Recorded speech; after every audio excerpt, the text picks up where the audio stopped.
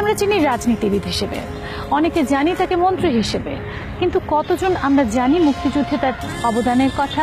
আমার জন্ম হয় একটা তখন গুদামগঞ্জ বাড়িতে গ্রামে। তো যখন আমি ভূমিষ্ঠ হই, হাতটা বাইর হতেই একটা হাত বালাটা আছে স্বর্ণের, ওটা ধরে গেছে।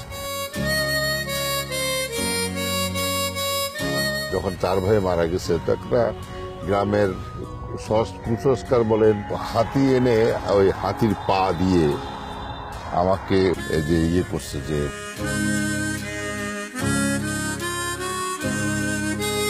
বঙ্গবন্ধু যদি জন্মগ্রহণ না করতো এই দেশ কোনোদিনও স্বাধীন হতো না।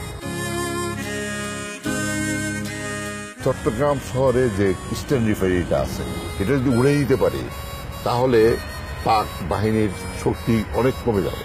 এইটা যখন পরিকল্পনা করলাম মেজর রফিক সহ, এখানে কোনো আর্মি অফিসার রাজি হলো না। তখন আমি বললাম যে আমি যাব।